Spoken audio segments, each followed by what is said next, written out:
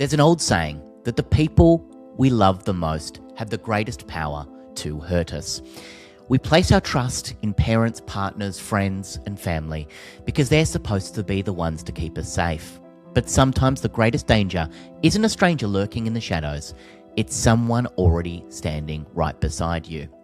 On the 12th of February 2014, 11-year-old Luke Batty went to cricket training like he'd done so many times before. He never came home. What followed wasn't just one of Australia's most heartbreaking crimes. It became the catalyst for a national reckoning on family violence driven by one extraordinary woman, determined that her son's death would not be in vain. This is the case of Luke Batty and of his mother, Rosie Batty. Hello everyone, welcome to Not Another Crime podcast. I'm Sammy Peterson, and going into the second year, Georgia Love, G Love, and I are mixing up the format where I will be bringing you a true, I can't even say the words, I'm too excited, a true crime case. I don't know why that was so hard for me to say. A true crime case every single Monday, and occasionally I'll be joined by a wonderful guest as well. I'll have on the great Scott Williams and other people, a haunting true crime, a harrowing true crime, if you will, every goddamn Monday, and also every Thursday, a scam or something like that. A fraudulent case, but I'll be bringing you a new true crime every single week. Think of it as a more upbeat case file, if that even is a possibility. What a pitch is what I'm thinking about what I just said just now. I don't need to tell you everything I'm thinking. That's just one of the points that I'm thinking of. As always, please do leave a 5-star rating, 5-star review. Share the podcast with a friend. The more you share it, the more I can do, and I would bloody love it if we could get this podcast to number 1 in the world on the music charts, not even the podcast charts. I want to take over the goddamn music charts. Please do follow Not Another Crime podcast, or me personally, Sammy Peterson Unofficial. You can also watch the full video of this episode on youtube.com. I'll be doing a mailbag section as well, so all you have to do is write me an internet letter, aka an email, yeshello@theproducerboy.com. Another way you can get a hold of me is via voicemail, and I love hearing your voices, so please do leave me a voicemail. The website is called SpeakPipe. The links are below in the show notes. I would bloody love to hear from you. Today's episode is an absolutely harrowing case. As always, true crime is always harrowing. As always, I won't be making fun of anything to do with the true crime case itself, the victims, or anything. My heart goes out to the families involved in any of these true crime cases. But without further ado, and that's the first time I've ever said that before, let's get into the case of Luke and Rosie Batty. By the time the ambulance left the Tyab cricket ground, everyone already knew. Not because there had been an official announcement, not because the police had spoken, but because there are some things that cannot be mistaken. An 11-year-old boy had been attacked during cricket practice in front of teammates, parents, and coaches. The man responsible was his own father. Police officers had arrived to find the attacker armed and threatening him. Within minutes, gunshots echoed across the oval. Children were ushered away. Parents clutched each other tightly. Nothing would ever be the same. A cricket ground, one normally filled with encouragement, laughter, and the crack of willow on leather, had become a crime scene. The date was the 12th of February 2014. By the following morning, Australians expected another familiar cycle. A grieving family would release a carefully worded statement through police. Television cameras would remain behind barricades. Experts would speculate. Politicians would offer condolences. The country would move on. Instead, something extraordinary happened. A woman who had experienced the worst moment imaginable walked towards a bank of microphones. Her face was pale. Her voice occasionally trembled. She had hardly slept since learning her only child was dead. Yet she wasn't interested in revenge. She wasn't interested in describing her own suffering. She wanted Australians to understand why her son had died.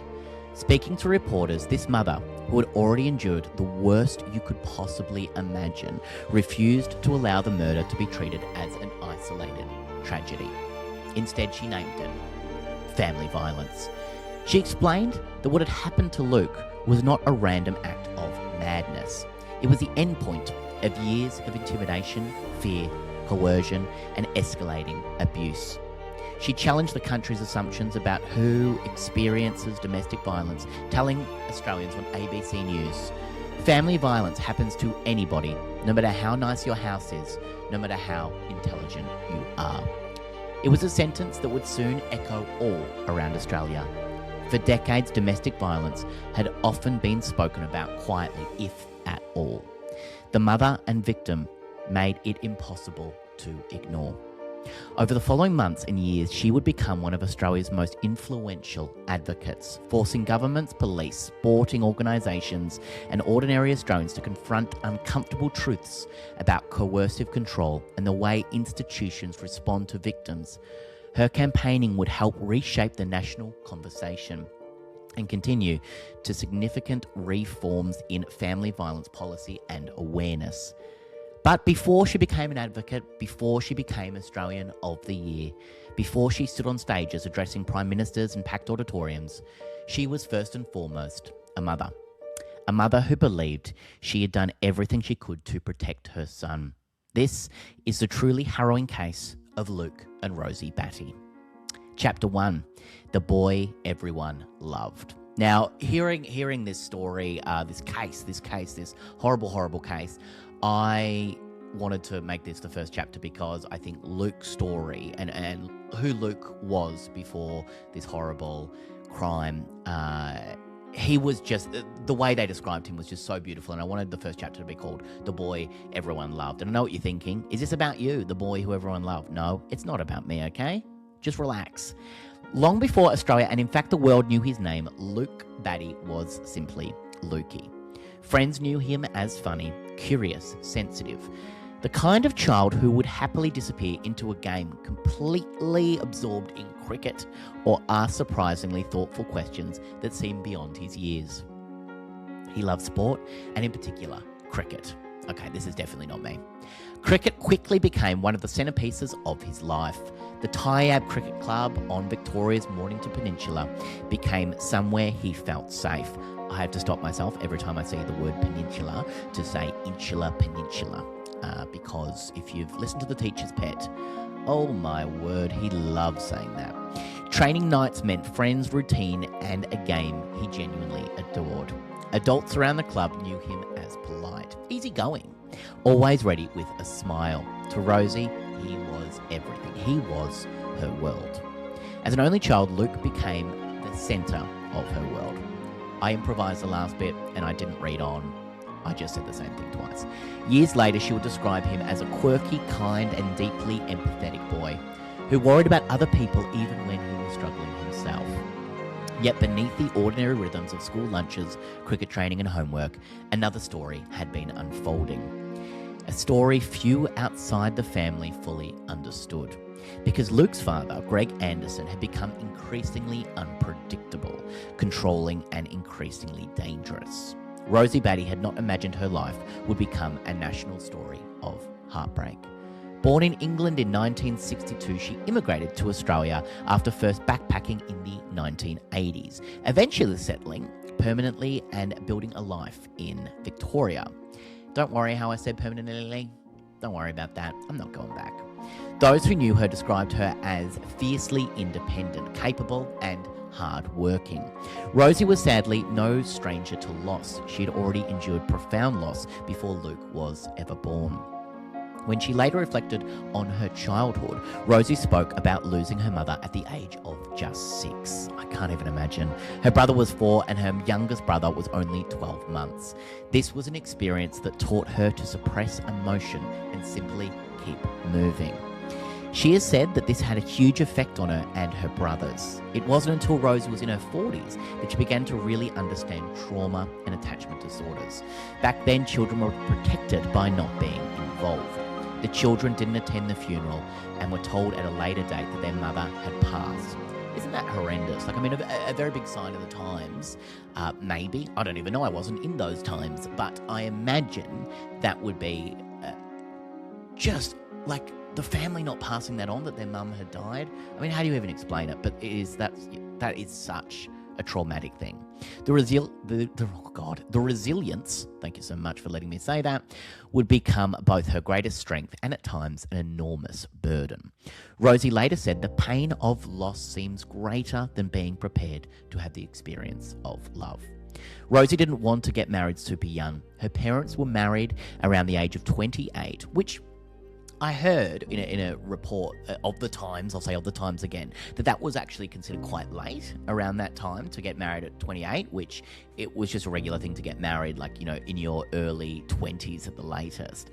But Rosie and Greg actually met in the late 1990s, and Rosie was kind of still settling in to Australia at that time. I heard that she worked in recruitment, marketing, and those sorts of jobs. And she kind of wanted to feel a sense of belonging to connect to Australia, this sunburnt country of ours. I always like to say that, thank you for letting me say that, this sunburnt country of ours. Sun-kissed, sun-swept. I'll move on. Rosie fell pregnant with Luke accidentally. It wasn't planned, and she was terrified when she found out at the age of 40. She had said to a friend that she didn't want to lose something she loved so much. Isn't that heartbreaking? Saying that to a friend, saying she's pregnant and because of her mother's death, she's thinking she doesn't want to lose something that she loves so much. It was prevalent. Very quickly, the thrill and the anticipation made her realise how fortunate she was, even though it was challenging. But she loved every milestone, even the tantrums of the toddler. She loved seeing Luke experience new things, forming his own personality. He was wide-eyed at every new experience. He loved being the funny guy. He is like me, likes being the funny guy, bit of fun. You're probably not thinking that in this episode. Trying to keep it as straight as I can here. He'd perfect magic tricks and love being chosen to have a go when he'd stick his hand up at any chance he'd get. I'll go on to describe Greg and Rosie's relationship. Like many abusive relationships, there was no dramatic beginning. Friends often ask afterwards in domestic violence relationships, were there warning signs? Sometimes there are, sometimes there aren't. Many relationships involving coercive control begin with affection, excitement, and optimism, before slowly shifting in ways that are difficult even for people living through them to recognise. Coercive control is a pattern of abusive behaviour where one person uses intimidation, manipulation, isolation, and domination to control another person's life. Unlike physical violence, it often relies on psychological, emotional, financial, or social abuse that gradually strips away the victim's independence and sense of self. Common tactics include isolation, preventing someone from seeing friends, family, or colleagues, monitoring, constantly checking phones, emails, finances, or whereabouts, gaslighting, making the victim question their own memory, perceptions, or sanity, financial control, restricting access to money, forcing financial dependence, or controlling spending, threats and intimidation, implying or explicitly threatening harm to victim, children, pets, or themselves, micro-regulation, dictating what someone wears, eats, where they go, who they speak to, or how they parent, humiliation, regular criticism, insults, or public embarrassment designed to erode self-esteem. Coercive control is often described as creating an invisible prison.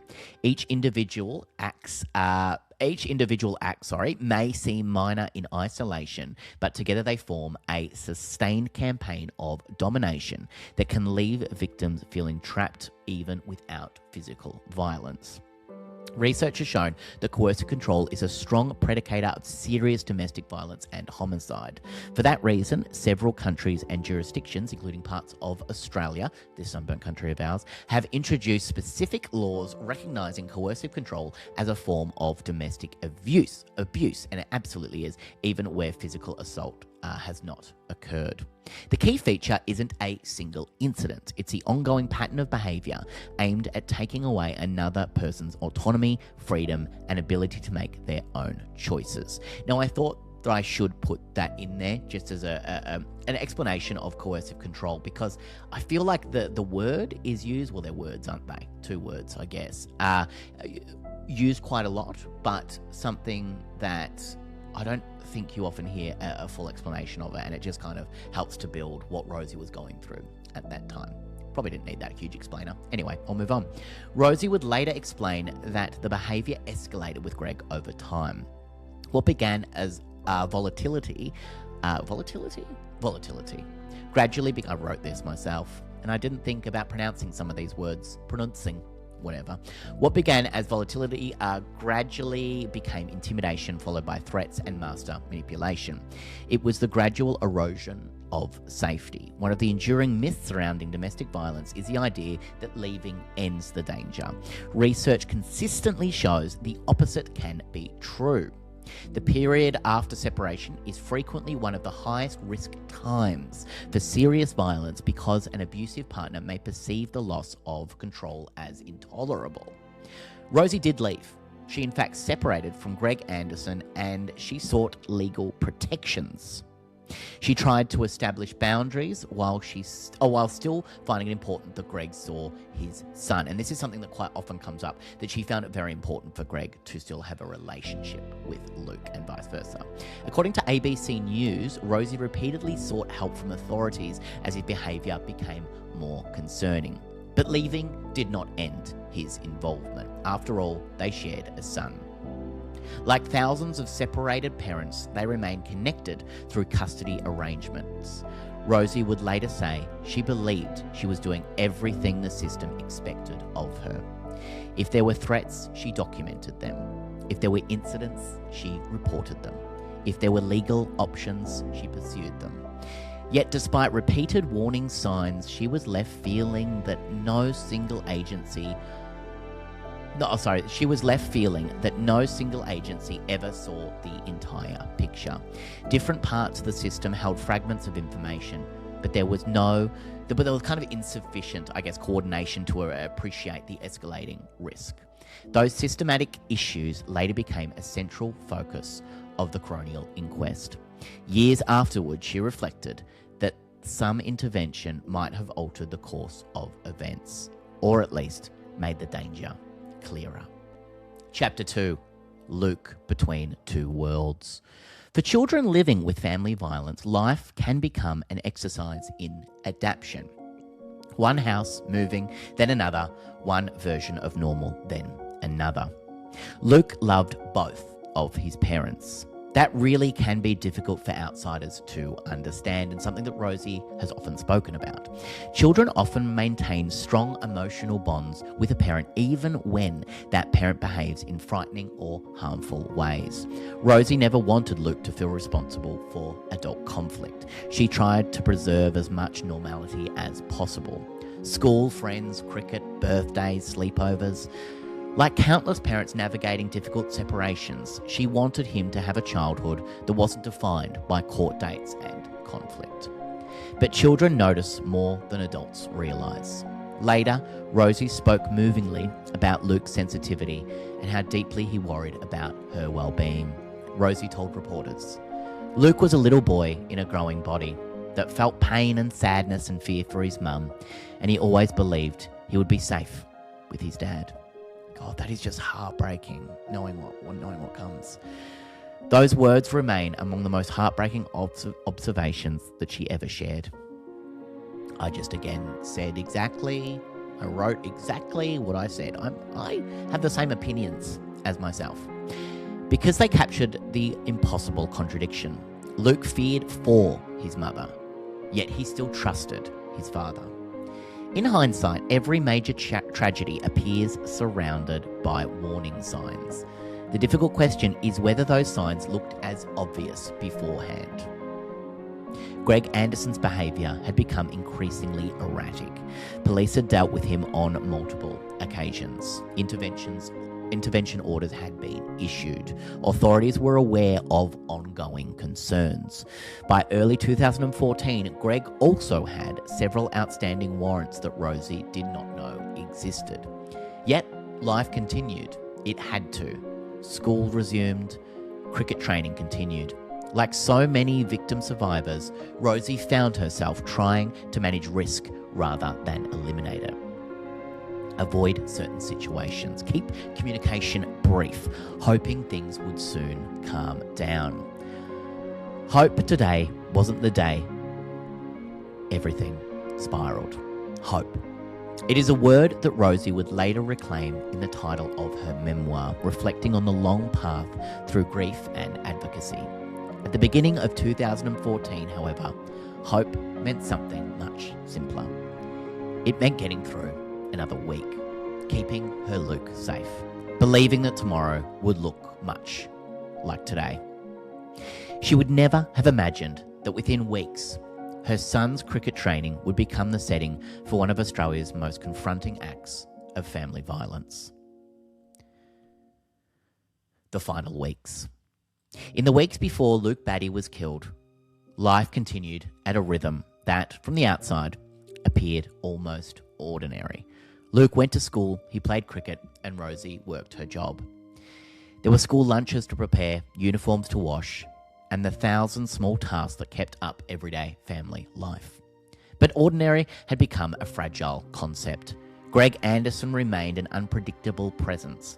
Like many separated parents navigating family violence, she could never entirely remove Greg from her life. Instead, she tried to manage the risk. Like I said before, she documented incidents, she contacted police when she believed it was necessary, and she sought intervention orders. Now, someone who has been through a lot of restraining orders, intervention orders before with my own family, I think it is so much harder than often people believe it is. You have to just document everything. You have to be very careful. Police come, they arrive, they leave eventually, and you're kind of back to square one after the police leave. It is a terrifying state of affairs. But ordinary had become a fragile concept. I've already read that, and I just thought, hey, I'll read it again, just for fun. Thank you for letting me do that. Greg Anderson remained an unpredictable presence. Years later, Rosie would reflect that she genuinely believed she was doing exactly what victims are encouraged to do. She wasn't hiding what was happening. She wasn't refusing help. In fact, she wanted it. She was asking for the help. The difficulty was that each agency, police, courts, mental health services, and others often saw only a small part of the overall picture. No single organisation had responsibility for understanding the cumulative risk that Anderson posed. This fragmentation would become one of the most significant findings to emerge after Luke's tragic death. For Rosie, however, those institutional shortcomings were invisible. She simply believed that if danger became serious enough, someone would intervene. One of those defining characteristics of coercive control is unpredictability.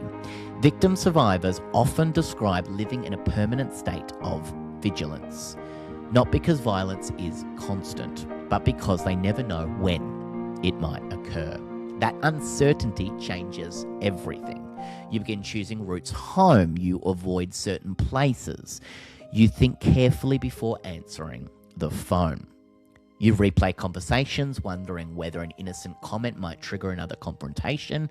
Rosie later spoke about living with this constant undercurrent of anxiety. Even on good days, there was never complete peace.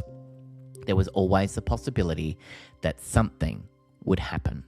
That possibility shaped decisions that would seem invisible to outsiders. And yet, despite everything, she remained determined that Luke would and should have a normal childhood, like every child deserves. He loved cricket. She wasn't prepared to let fear take that away from him. Wednesday, 12th of February, 2014.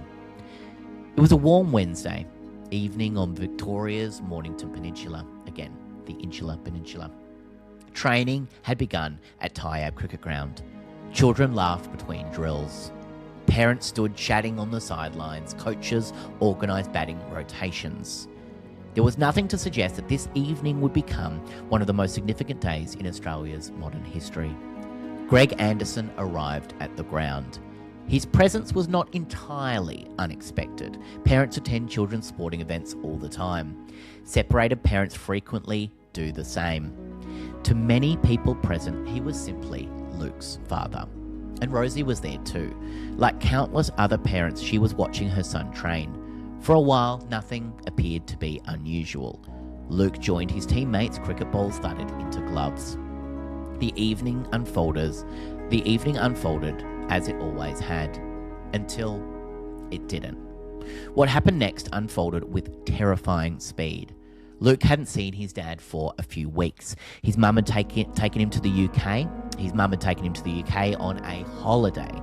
After cricket practice, Luke wanted to spend a little bit more time with his dad. He hadn't seen him for a long time and asked Rosie if that was okay. She said that sounded fine. She always wanted him to have a relationship with his dad, no matter how difficult the circumstances, and this was something that she thought would be fine. It's fine for him and good for him to want to have a relationship with his dad. There was an intervention order in place, but it was a public place with other parents and kids all around, so everything would be fine. Then horror struck. Greg hit Luke over the head with a cricket bat. Within moments, he launched a violent attack using a knife. Witnesses would later describe confusion giving way to horror. Children ran, adults screamed. Some tried desperately to intervene. Others rushed young players away from the scene, Luke's friends. Emergency services were called almost immediately. Parents who had arrived expecting to watch cricket suddenly found themselves shielding children from an act of unimaginable violence. For many of those present, the psychological impact would remain long after the physical scene had been cleared. The act was not a random outburst. It occurred in the context of years of family violence and coercive behaviour. That distinction would become central to Rosie's advocacy. She repeatedly argued that Luke had not been killed by anger or by inexplicable moments of madness. He had been killed in the context of family violence. Police officers responding to emergency calls arrived within minutes. What confronted them was chaotic. Greg Anderson remained armed. He refused repeated directions from officers. During the confrontation, he advanced while still holding a knife. Police ultimately shot Greg Anderson. He later died from his injuries. The immediate focus of paramedics, however, was Luke. Despite desperate efforts, the injuries he had sustained were catastrophic. He was pronounced dead. He was 11 years old. There are moments that divide people's lives into before and after. For everyone who had been at the Tyab cricket ground that evening, this was one of them. The cricket equipment remained where children had dropped it. Bats lay beside practice wickets. Water bottles sat untouched. The evening had stopped in the middle of itself. Parents gathered their children, many unsure what they had actually witnessed. Some youngsters knew only that something terrible had happened. Others understood far more. News spread quickly throughout the local community, then across Victoria, then across Australia. Now, in this awful tragedy, you can completely understand that Rosie assumed with all these people around that her son would be safe. You know, that her son would be safe playing with his friends and play a bit of catch with his dad. It is not unbelievable in this circumstance that that's a fair enough assumption to make. Of course it is. You would not think for a second that something like this could ever happen. And poor Rosie, she had a friend coming over that night for dinner. She was thinking she'll make dinner, she'll get everything ready, and Luke will be home soon. It's just absolutely catastrophic. The headlines began appearing before midnight. An 11-year-old boy had been killed by his father at cricket training. It was a sentence almost impossible to comprehend. Few moments are more devastating than telling a parent that their child has died. Rosie had spoken publicly only in limited detail about those final hours. The shock was overwhelming. There were police, questions, hospital staff, family, friends. Media attention was already building. Everything that had existed only hours earlier had soon disappeared. In later interviews, Rosie described moving through those early hours almost automatically. There was no roadmap, no preparation, only disbelief. For most people, such grief would have been more than enough. But by sunrise, another reality emerged. Australia wanted answers. Television crews assembled outside. Reporters sought statements. The story had become national news. Many expected Rosie to remain out of public view. And of course, she should do that if that was what she wanted to do in her grief. Few would have criticised her for doing so. Instead, she made a decision that would alter the national conversation forever. Less than 24 hours after Luke's death, surviving on little sleep, Rosie Batty walked before the media. She looked exhausted, heartbroken, yet remarkably composed. She wasn't planning on saying anything, but then she decided to speak. Those who watched expected anger, perhaps silence, perhaps a brief statement thanking emergency workers. Instead, Rosie did something absolutely extraordinary. She began explaining family violence. She spoke not only about Luke, but after the years that had preceded his death. She rejected the suggestion that the attack had come out of nowhere.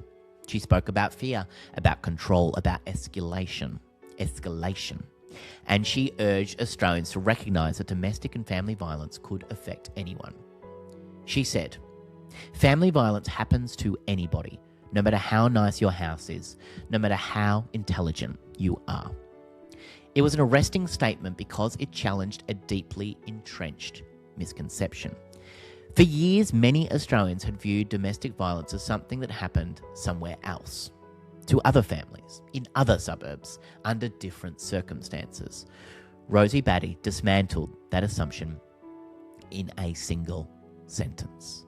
Her composure astonished journalists and the world over.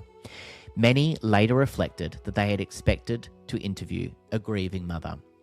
Instead, while that was true, she was grieving, they found themselves listening to someone determined that her son's death would force the country to confront an uncomfortable truth. She was grieving profoundly, but she was also thinking beyond herself. The press conference was replayed throughout the day. Television bulletins carried extended excerpts. God, I always find that such a hard word to say, excerpts, but I think I nailed it. I pulled myself up before and I got it right. What the hell, Sammy P? Give yourself a goddamn break.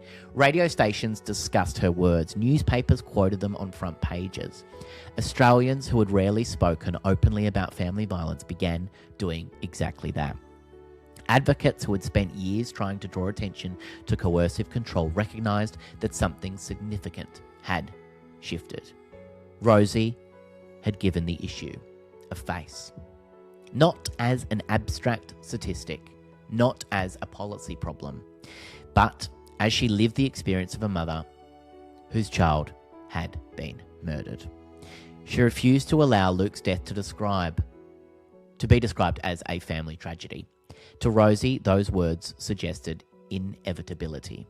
Instead, she insisted that what had happened was the foreseeable outcome of family violence that had not been adequately understood or addressed, no matter how many times she asked for help. That distinction would become one of the defining themes of her advocacy.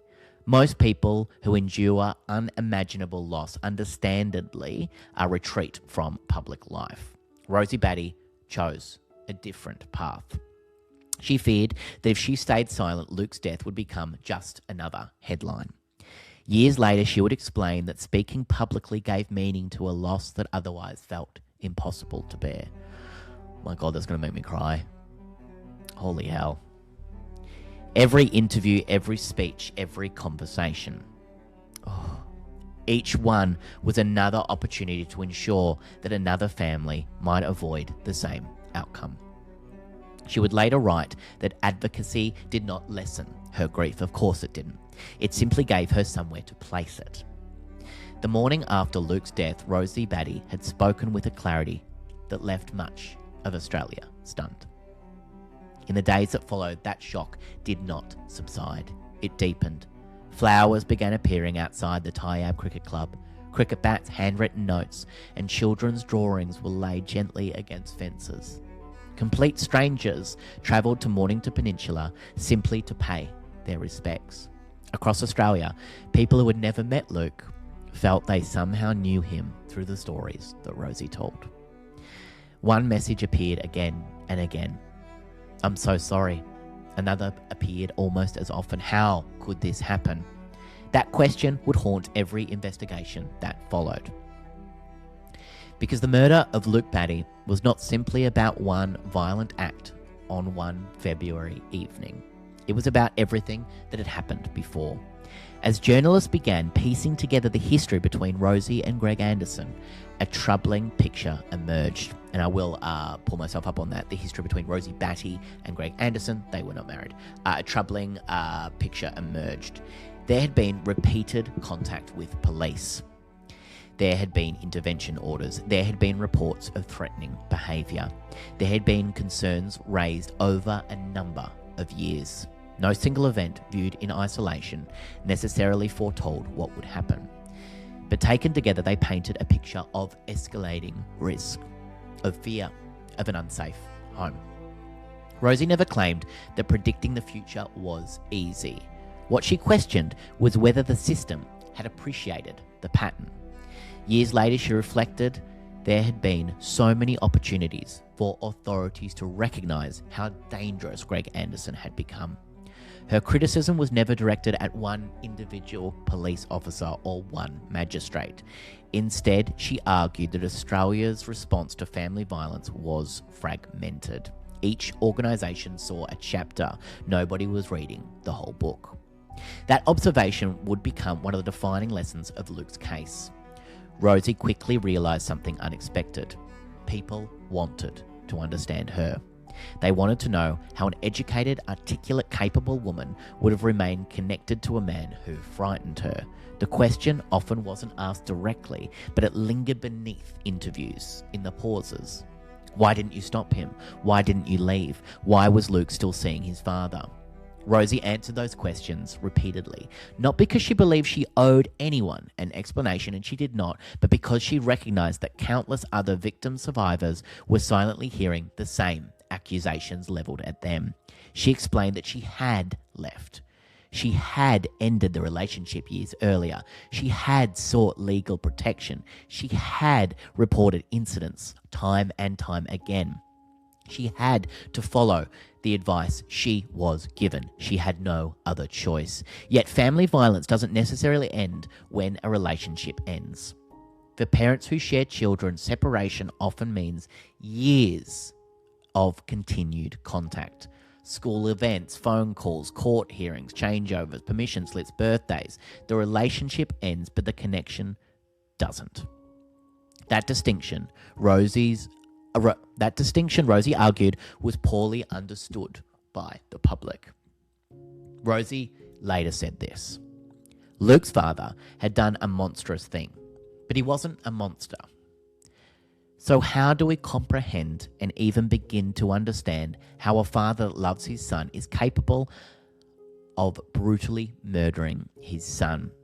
And so, to make us feel perhaps safer in our own world, we see people who can do that as monsters. Not me, not the people I know. And yet, since Luke has been murdered, it's not as we would have it. There were complexities that are hard to understand, but ultimately, it is a choice. And for me to begin to understand and comprehend, this was a deliberate choice by Luke's father to make me suffer for the rest of my life as a final act of power and control. So, in when the kind of enormity sinks in that the need for revenge is greater than your own love, it's something I'll never be able to arrive at or understand in full. Rosie speaks so beautifully about an unimaginable grief. This awful tragedy has in fact been, and I know that Rosie doesn't herself refer to it as a family tragedy, but in fact a larger issue. But the fact that this happened is often linked to, and I always F up this name. I hate to swear like that, but I always F up this name. Robert Farquharson, who, I hope I got that right, who, Georgia, please at me if I did not get that right. But I often saw those two linked when doing research about this. And it was the fact that Robert went and was kind of excited to tell his partner that the children had all died, and he wanted to tell her.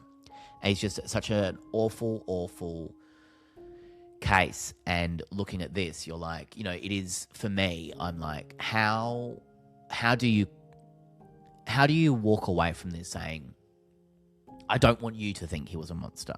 Like, how do you do that when you go, oh my God, like, he was not a monster? It's impossible to think.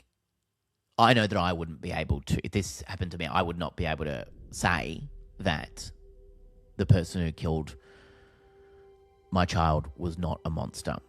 I find that really, I don't know. I think Rosie is just so brilliant in the way that she speaks, and it is just a tragedy that I can't even begin to comprehend. If you're watching the YouTube right now, I have somehow really zoomed in on myself. I didn't mean to do that. It just happened. I think it's an arm action that did it, and I think we're stuck here. This is the first one I've done of these by myself, and look, trust and believe, I will try and get better at this. The next chapter, changing the language. One of Rosie's greatest contributions wasn't a piece of legislation, it was vocabulary. Before 2014, Australians frequently described cases like Luke's as domestic disputes, custody battles, or family tragedies, like I just did before.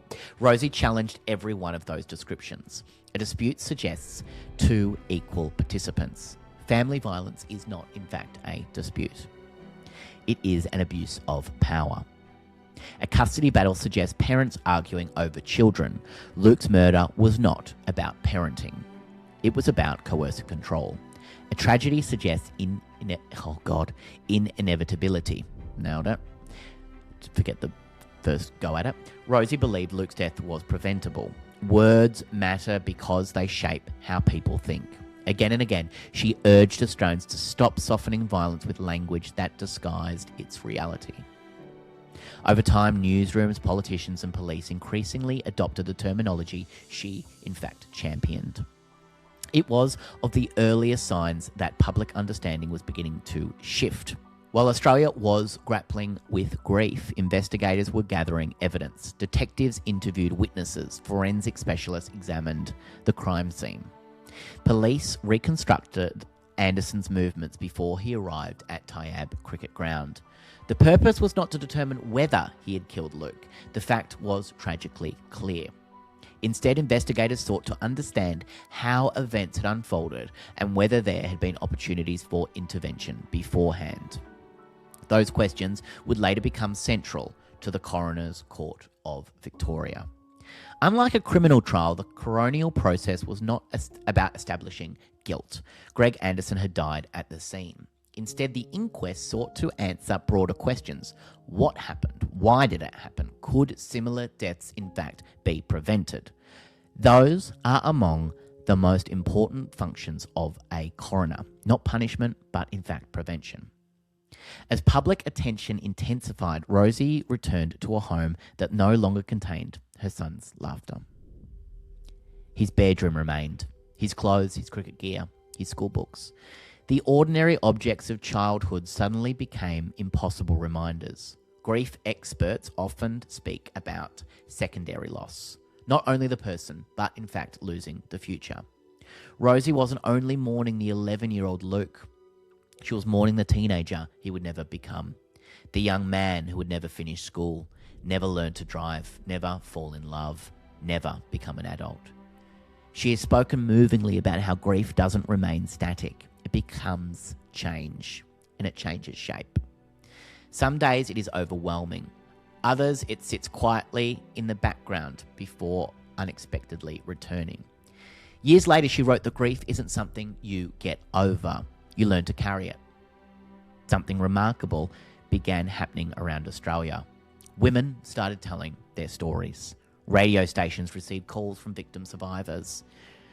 Support services reported increased demand. Journalists noticed a shift. For many Australians, Rosie had become someone who gave permission to speak. Her honesty dismantled shame.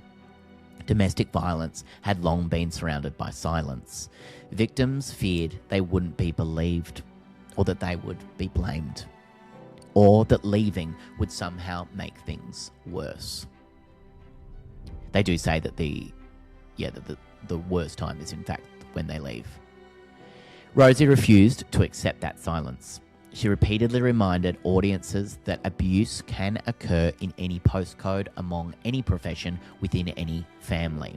There was no victim type, nor was there one type of perpetrator.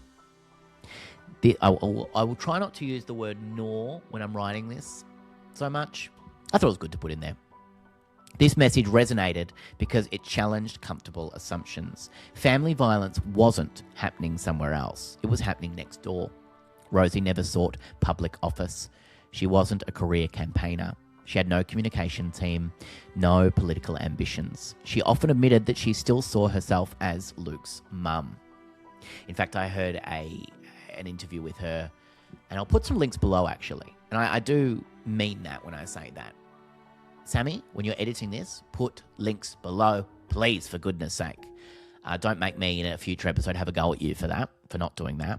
But yeah, in a Mamma Mia interview actually with Mia Friedman, No Filter, I did listen to her talking about how she doesn't think of herself as a known person, even with being, Australian of the Year. She doesn't see herself as that. I mean, this all happened in such a short amount of time when she was talking about this. I mean, within 24 hours, she went out and made that incredible, impactful statement.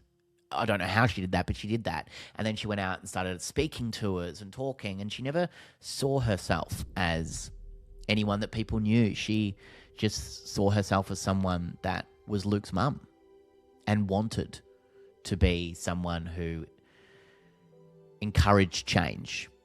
And why I'm saying this, Diggs, my beautiful dog Diggs, is asleep and snoring very loudly, and I hope you don't hear that because it's rude. Dig, that's very rude. It's very rude. She often admitted she still saw herself simply as Luke's mum. Increasingly, governments sought her advice. Community organisations invited her to speak. Schools asked her to address students. Sporting organisations wanted guidance on responding to family violence. It wasn't only because of what had happened. It was because of how she spoke about it. There was no bitterness, no desire for revenge, only an unwavering insistence that Australia could do better. She once observed that if Luke's death could help save another child, then his life would continue to have meaning. It was an extraordinary sentiment, not because it erased her grief, but because it transformed it into purpose. Within months of Luke's death, pressure for reform was growing. Advocates had long argued that family violence required a coordinated response involving police, courts, health services, schools, and child protection. Now these arguments were impossible to ignore. Rosie became one of the most influential voices, that was my New Zealand accent, influential voices calling for systematic change. She emphasised that family violence should never be viewed as a private matter. It is a community issue, a health issue, a policing issue, a justice issue, and ultimately a matter of life and death. Her advocacy reached audiences that statistics alone never could. People remembered Luke. They remembered the image of the cricket ground. They remembered a mother standing before microphones less than a day after losing her son. And because they remembered, they listened. Luke was so much more. One aspect of Rosie's advocacy remained constant. She never wanted Luke to be remembered only as a victim. He wasn't merely the boy killed at cricket by his father. He was funny. He loved sport. He teased his friends. He adored animals. He worried about people. He had dreams that ended at 11 years old. When Rosie spoke publicly, she tried to bring audiences along and back to that truth. Before statistics can become abstract, Luke never should. When Rosie accepted the title of Australian of the Year in January 2015, just a year after this happened, she understood something extremely unique. The award was not the end of her story. It was the beginning of a more demanding one. Most Australian of the Year recipients spend time championing causes they have worked on for years. Rosie had been living this reality for less than 12 months.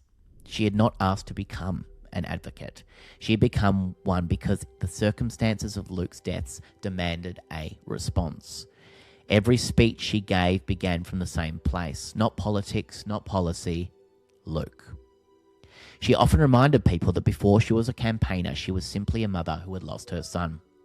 The title gave her a national platform, and she resolved to use it to keep family violence in the public conversation and press for systematic reform.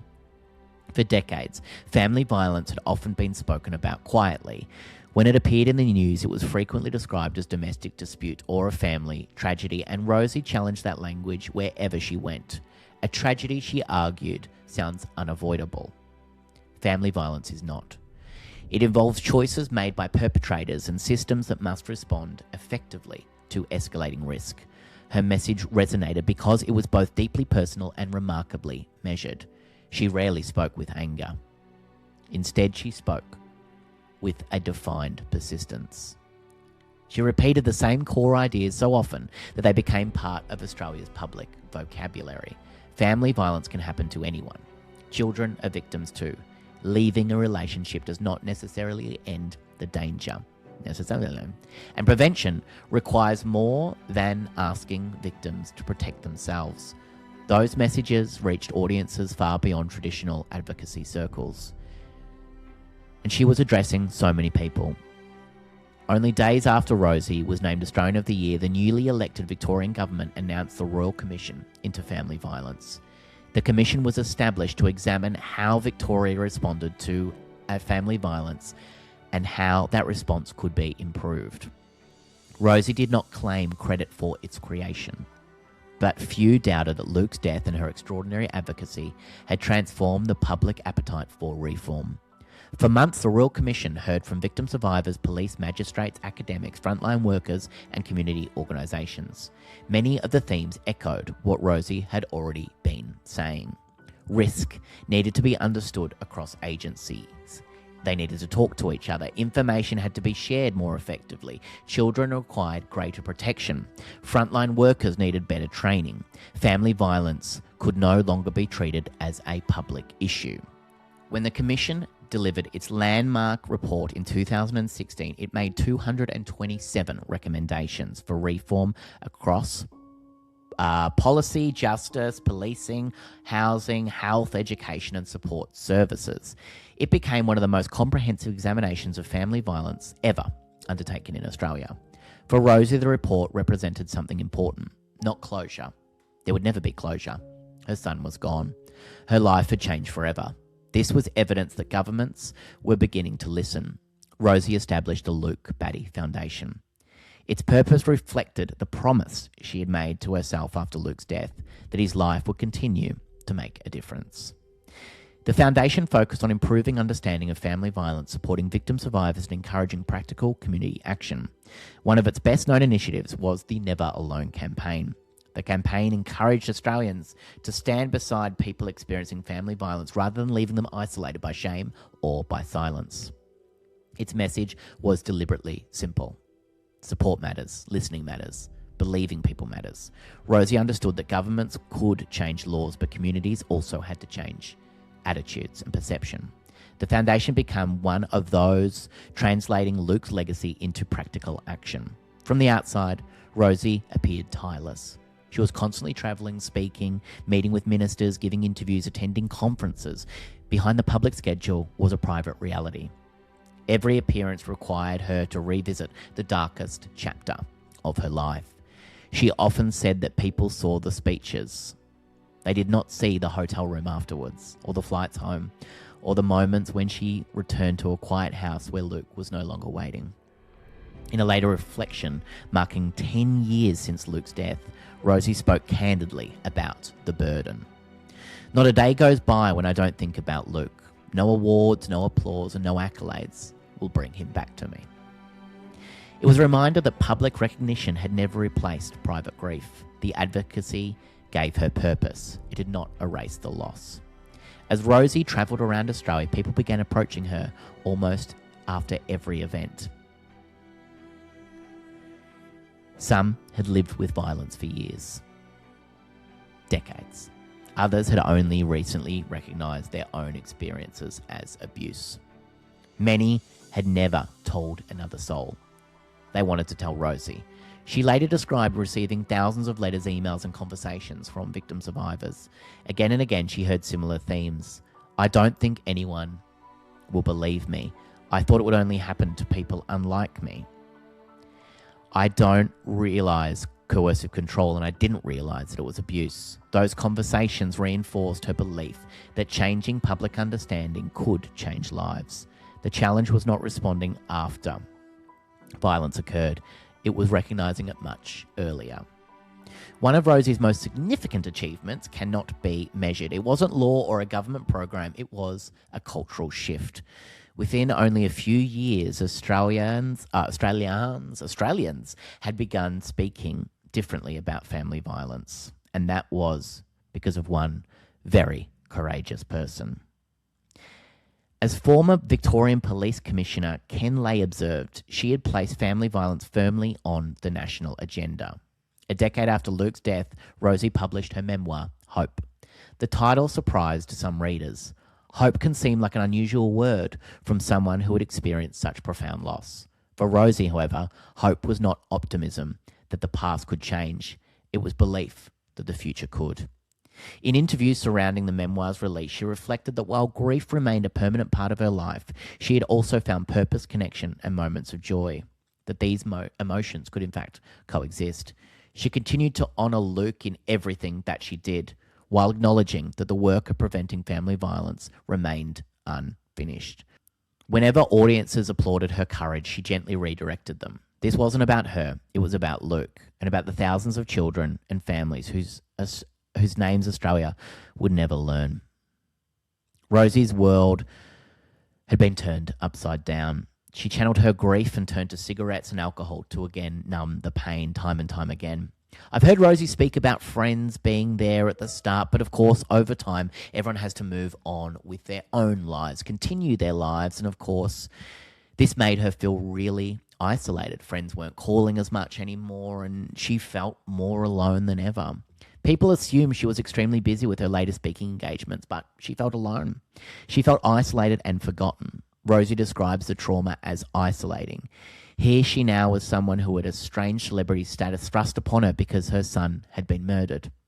People did not agree with the way she was grieving. People were outspoken about her not doing enough to protect Luke in the first place. And here Rosie, who had lost it all, was just trying to keep her head above water. After 3 years, Rosie stepped out of a taxi after an event. A bus came past and ripped the door off the taxi. She was almost taken out by the experience. She realised at that moment that she didn't want to continue talking about the unrelenting pain. Rosie went on a walk in the UK with some friends and reconnected with family, finding the joy in life, which was something she was not able to do for a long time. Luke's legacy. More than a decade has passed since the evening of the 12th of February 2014. The cricket ground at Tyab no longer resembles the crime scene that dominated television broadcasts across Australia. Children continue to play sport. Parents continue to gather on the sidelines. Life, as it always does, has moved forward. For Rosie Batty, however, time has never meant forgetting. In interviews marking the anniversaries of Luke's death, she has spoken candidly about the permanence of grief. It changes shape over the years, she says, but it does not ever disappear. There is no point at which a parent simply moves on from the loss of the child. What has changed, however, is the way she has chosen to live alongside that grief. Grief. Even so, she has continued to speak publicly when she believes her voice can make a difference, particularly when governments consider reforms to family violence laws or when another high-profile death prompts Australia to ask, once again, what more could have been done? One of Rosie's enduring messages has been that family violence should never become background noise. Each death reported in the news is a person with a family, friends, and a future that has been taken away. For her, Luke was never a symbol. He was a little boy who loved cricket, a son who worried about his mum, a child whose life ended at 11 years of age. She was consistently urged She consistently urged Australians to remember the truth whenever statistics about domestic and family violence are discussed. Behind every person is a child whose life cannot be reduced to a headline. Rosie Batty never wanted to become Australia's most recognised advocate against family violence. She simply wanted to be Luke's mum. Rosie Batty has spent more than a decade answering that question about family violence. Learn, listen, believe people when they tell you they are afraid. Recognise patterns before they become tragedies. And never forget that behind every policy discussion, every court file and every news report is a family whose life has been permanently changed. Luke Batty was one of those children. His life was short. His legacy has been enduring. And that legacy continues to challenge Australia to do better, to be better, from the horrific grief and trauma of a woman by the name of Rosie Batty, in memory of her son, Luke Batty, gone far too soon. I'd like to leave you with the words of Rosie Batty. People don't always know what to say, and I do enjoy people sharing a funny story about Luke, or a moment or time or some recollection of who he was, and people not feeling like they can't do that. And just this morning, my brother from the UK has a 12-year-old young lady. She's not a little girl anymore. And his daughter, my niece, Alina, when she met Luke, she was just tiny. She was 18 months old, I think. And there's a picture of her in the pushchair, and Luke adored her. You know, like a lot of young children love little kids. There's a picture of her, and she's got that on her screen of her mobile phone. That's really sweet. And some of those things that Luke's friends have done in their own private way, in their own safe places and private moments. How they have something that they treasure that's Luke's. Those things, I don't always know that, but when their parents or they share that with me, it makes me feel so pleased with that. In their own way, he will never be forgotten. So I don't have to publicly look for him to be remembered. I know he is remembered. And from another interview, Rosie said, I've got 2 dogs that I very much enjoy their company. I structure my day around making sure they get a walk every day, their welfare, lots of company in a great home. They're not children. I will never be able to have children anymore. But they are a very important part of my own family that I've created. That is the horrifying case of Luke and Rosie Batty. Thank you for listening to the first episode of the new season, a new format of Not Another Crime Podcast. I will possibly be joined by a guest very soon, but I'll be bringing you an episode every Monday. You can watch it on YouTube, of course. You can watch this right now. I did a very odd thing with my hand in the recording, and I don't know how to get it back. I'm trying right now. I feel like if you're watching the video, you probably think I'm some sort of Jedi and can work the camera with my hand, but somehow this happened and it zoomed right into my goddamn face, and I'm not really sure how to fix it. But you can watch this on youtube.com. What I would love you to do is leave a 5-star rating, leave a 5-star review. I would bloody love that. You can write to me. I always love to get internet letters for the mailbag section that I'll be doing at the end of every episode. yeshello@theproducerboy.com. If you want to email me, another way is leaving a voicemail. God, I would love to hear your voice. All the links are below. The website is called SpeakPipe for voicemails. Thank you to Oliver Clark for doing the theme music. Thank you to Tamsin Hayes for doing the artwork. Thank you to you for bloody listening. I bloody love ya, and I hope that you've enjoyed this new format and everything that will come from this. I know it's a very, very challenging case to start with, but I thought it was something that needs to be discussed, and I wanted to bring up Luke as much as possible and the legacy that Luke has left behind with his very, very strong mother, Rosie Batty. I've also been reading a book. Here's my book suggestion for this week. It is called Under the Bridge, and it is a horrifying story. I'm reading it again because it's a very challenging read, but I really do think it's an important read as well. It's a horrifying case that I will be bringing to this true crime podcast at some stage. And I hope you do agree with me that maybe this is a more upbeat with my voice case file. I have another podcast called Confessions, which is a comedy podcast. If you want to look that up as well, it's just online Reddit confessions. It's absolutely awful. Not the podcast itself, but like the Reddit people are absolutely awful. You can follow me on social media, Sammy Peterson Unofficial, and all the things. I'm on TikTok, I'm on Instagram. Also, you can follow this podcast, Not Another Crime Podcast, and all the things as well. I'm on TikTok and Instagram as well. But yeah, I mean, the biggest thing is leaving a goddamn 5-star rating, 5-star review. I would bloody love that. But that's enough crime for this week. Go outside, pat a dog, feel some grass on your feet, and remind yourself that most people in this world are actually pretty nice. Good night, Australia.